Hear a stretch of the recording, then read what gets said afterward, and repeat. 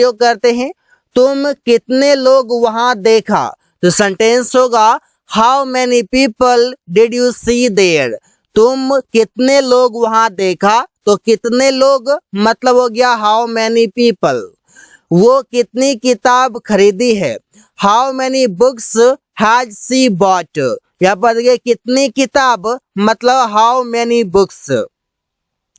जो भी countable noun होगा उसके साथ प्रयोग किया जाएगा हाउ मैनी। इस बात को ध्यान रखेंगे। इससे लोग गिना जा सकता है, किताब गिना जा सकता है, ये काउंटेबल नाउन है।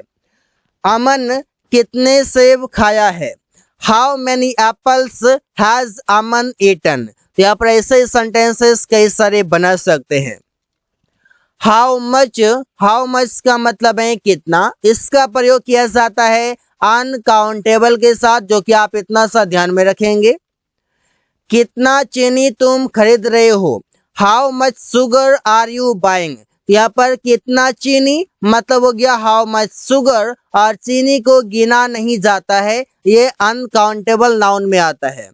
उसने कितना तेल बेची, how much oil did she sell. तो ऑयल को भी नहीं गिन सकते हैं, काउंट नहीं कर सकते हैं।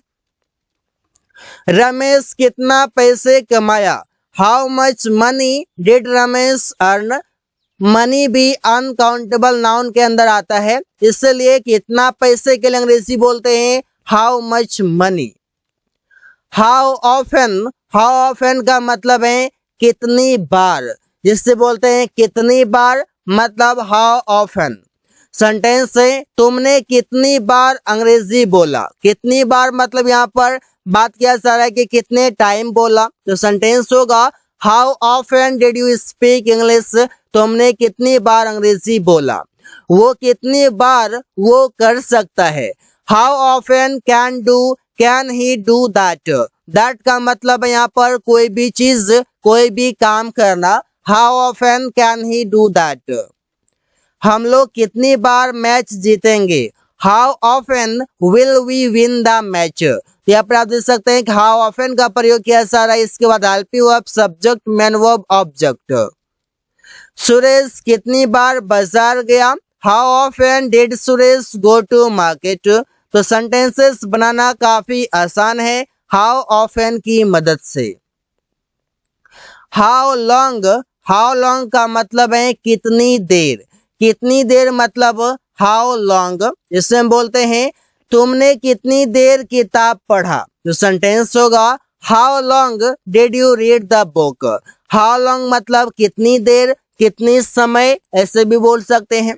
वो कितनी देर वहां रुका, how long did he stay there. How long did he stay there, वो कितनी देर वहां रुका। हम लोग कितनी देर उससे मिल सकते हैं, how long can we meet him. यहाँ पर सेंटेंसेस बना सकते हैं ऐसे ही कई सारे। यूज ऑफ हाउ फार का मतलब है कितना दूर। जैसे बोलते हैं तुम कितना दूर जा रहे हो, how far are you going. तुम कितनी दूर इसे फेंक सकते हो, how far can you throw it. मतलब यहाँ पर डिस्टेंस की बात हो रही है, दूरी की बात हो रही है। वो कितना दूर काम करने जाता है, how far does he go to work.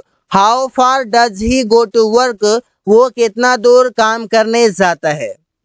How many times का मतलब है कितनी बार। जिससे हम बोलते हैं तुम कितनी बार उससे बात किया, how many times did you talk to him. वो कितनी बार पत्र लिखा, how many times did he write a letter. वे लोग कितनी बार किताब पढ़े, how many times did they read the book. How many times के बाद हेल्पिंग वर्ब आएगा। इसके बाद सब्जेक्ट, मेन वर्ब, ऑब्जेक्ट, ऐसे सेंटेंस बनेगा जो सेंटेंस बनाना काफी आसान है। एट व्हाट टाइम्स मतलब किस समय। किस समय का मतलब हो जाएगा एट व्हाट टाइम्स। तुम किस समय सोते हो, at what times do you sleep. वो किस समय टहलने जाता है, at what times does he go to walk. Priya किस समय खाना खाती है, at what times does Priya ate food. यहाँ पर ऐसे सेंटेंसेस कई सारे बना सकते हैं। एट व्हाट टाइम्स मीन्स किस समय। एट व्हाट प्लेस मतलब किस जगह, जिसे हम बोलते हैं वो किस जगह काम करता है। At what place does he work. Ramesh किस जगह उससे मिला।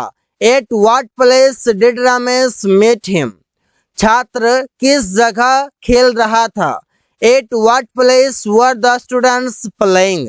यहाँ पर आप देख सकते हैं किस जगह मतलब किस स्थान, ये जानने के लिए हम प्रयोग कर रहे हैं एट व्हाट प्लेस का। तो ऐसे ही सेंटेंसेस कई सारे बना सकते हैं एट व्हाट प्लेस का यूज करके। What kind of, what kind of का मतलब है किस प्रकार या किस तरीके का। तुम किस प्रकार की किताब पढ़ते हो। What kind of book do you read. वो किस प्रकार अंग्रेजी बोलता है। What kind of English does he speak.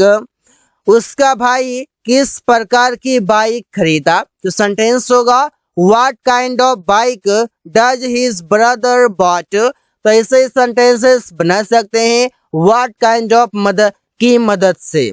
So guys, thanks for watching, that's all for today.